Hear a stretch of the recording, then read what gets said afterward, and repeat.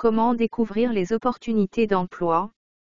Commencer une nouvelle carrière signifie non seulement développer un nouvel ensemble de compétences, mais aussi apprendre à relier votre expérience et vos compétences antérieures au nouveau rôle que vous poursuivez.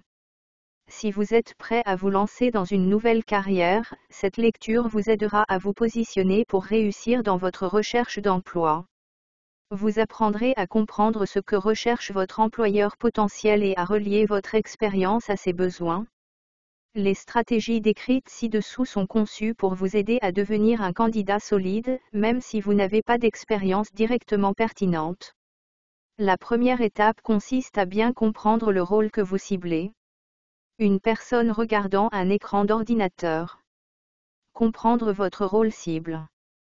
L'un des principaux défis pour quiconque cherche à se lancer dans une nouvelle carrière est de se démarquer des candidats qui ont déjà de l'expérience dans le domaine. Surmonter ce défi commence par développer une compréhension globale du rôle que vous ciblez. Vous devrez comprendre le rôle dans le contexte de toute entreprise pour laquelle vous postulez, et plus largement également. Avoir une compréhension globale de ce qu'il faut pour réussir dans votre rôle cible vous aidera à déterminer votre adéquation pour le poste et à identifier les mesures que vous pouvez prendre pour améliorer vos chances d'être embauché. Pour tout comprendre, des exigences minimales indispensables aux compétences qui pourraient vous aider à vous démarquer, vous pouvez commencer par rechercher et analyser les descriptions de postes dans différentes organisations. Vous trouverez ci-dessous notre stratégie recommandée pour aborder efficacement ce processus. Analyser les offres d'emploi. La première partie du processus consiste à recueillir des informations à partir de plusieurs offres d'emploi. Affichez 10 descriptions de postes pour votre rôle cible. Pour ce faire, vous pouvez utiliser des sites d'emploi comme Indeed, Glassdoor et LinkedIn. Assurez-vous que les rôles que vous sélectionnez proviennent de sociétés différentes, partagent des titres similaires et sont des rôles pour lesquels vous postuleriez réellement. Dans chaque description de poste, vous devriez être en mesure d'identifier une section énumérant les exigences pour le rôle. Combinez toutes les exigences du poste.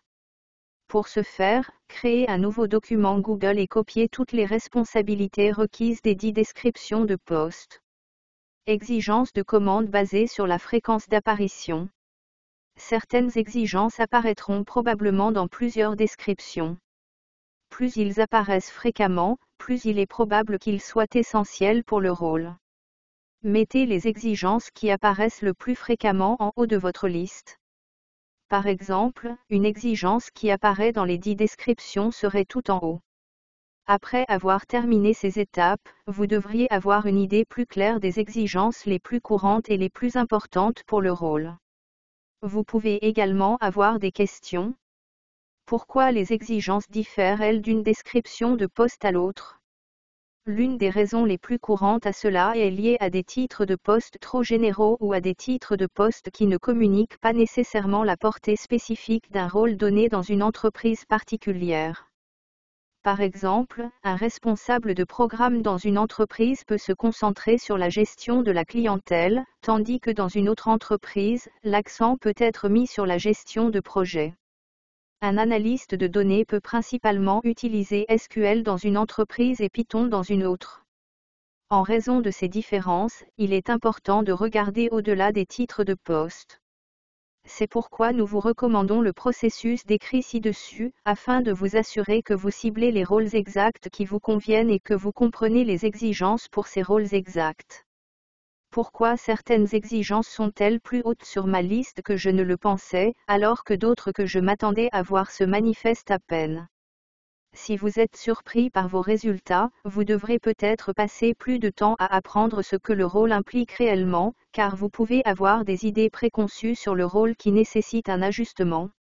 Vous devrez peut-être également faire des recherches supplémentaires pour vous assurer que vous ciblez les bons rôles dans votre recherche d'emploi. Comment savoir si je suis vraiment adapté à mon rôle cible? Il est tout à fait normal de douter de soi à ce stade du processus. N'oubliez pas qu'il s'agit d'une nouvelle carrière pour vous. On ne s'attend pas à ce que vous sachiez tout sur le poste et il est probable que vos compétences et votre expérience actuelle ne correspondent pas parfaitement.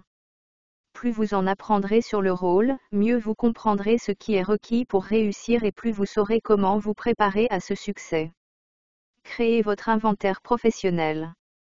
Pour cette étape suivante, vous pouvez temporairement mettre de côté la liste principale des exigences de rôle que vous avez précédemment créées. L'accent sera mis ici sur vos qualifications professionnelles existantes et sur toute autre compétence ou expérience que vous possédez qui pourrait être pertinente pour votre rôle cible et utile pour un employeur potentiel. Pour commencer, dressez une liste complète des éléments suivants. Compétences techniques, dures. Ce sont des compétences liées à une tâche ou à une situation spécifique telles que la programmation, la rédaction technique, la gestion de projet, etc. Compétences non techniques, interpersonnelles.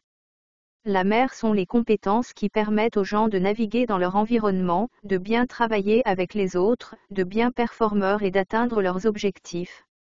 Ils comprennent des compétences telles que la communication, le leadership, la gestion d'équipe, etc. Qualités personnelles. Ce sont des attributs positifs et des traits de personnalité tels qu'être honnête, avoir un bon sens de l'humour et être fiable. Vous pouvez également inclure vos intérêts professionnels sur cette liste. Éducation.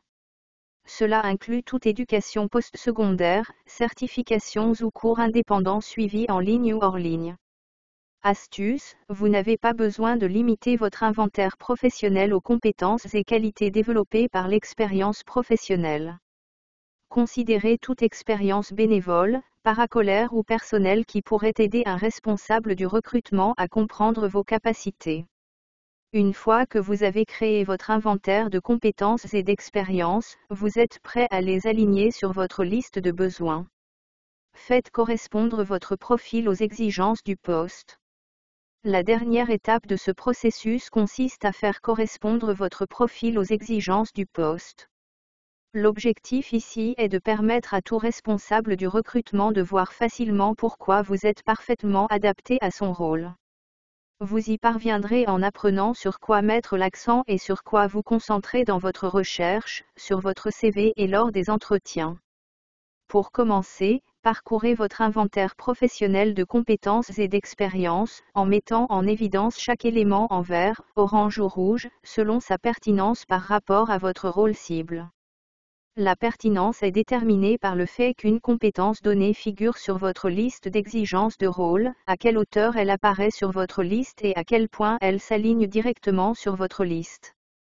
Par exemple, disons que vous êtes intéressé par un rôle de gestionnaire de programme.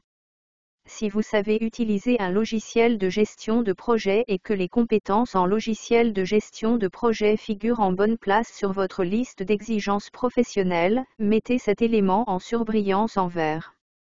Si vous avez une certaine expérience avec des outils qui n'apparaissent pas systématiquement dans les descriptions de poste mais qui pourraient tout de même être pertinents, mettez ces compétences en évidence en orange. Le vert doit être utilisé pour les compétences directement pertinentes pour votre rôle cible. Vous devriez rechercher des rôles qui mettent l'accent sur ces compétences. Vous devez également mettre en évidence ces compétences sur votre CV et être prêt à en discuter lors d'un entretien. Orange doit être utilisé pour identifier les compétences et les expériences pertinentes pour le poste, mais pas nécessairement de manière directe. Il s'agit généralement de vos compétences transférables, des compétences que vous apportez avec vous de vos expériences passées et qui peuvent vous aider à réussir dans votre nouveau rôle. Prévoyez de devoir les expliquer aux recruteurs et aux responsables du recrutement, car leur pertinence peut ne pas être immédiatement évidente. Le rouge doit être utilisé pour les éléments qui ne sont pas pertinents pour votre recherche d'emploi. Supprimez la priorité de ces compétences et évitez de les mettre en évidence sur votre CV et de vous concentrer sur elles lors des entretiens. Parmi ces trois catégories, les éléments orange sont ceux sur lesquels vous devrez porter une attention particulière. Lorsqu'il s'agit de compétences transférables, vous devez convaincre, car vous ne pouvez pas compter sur un recruteur ou un responsable du recrutement pour faire le lien. Par exemple, aucune description de poste pour un rôle de chef de projet n'exige une expérience de serveur. Cependant, cette description de poste de chef de projet mentionnera probablement d'excellentes compétences en communication, que vous auriez développées au cours de votre carrière dans l'hôtellerie. Lorsque vous postulez pour le poste de chef de projet, assurez-vous que votre curriculum vitae mentionne spécifiquement une excellente communication en plus d'indiquer « serveur » ou « serveuse » comme votre occupation précédente. Une fois que vous avez classé vos compétences et votre expérience en fonction de leur adéquation avec les exigences de votre poste cible, vous êtes prêt à faire avancer votre recherche d'emploi.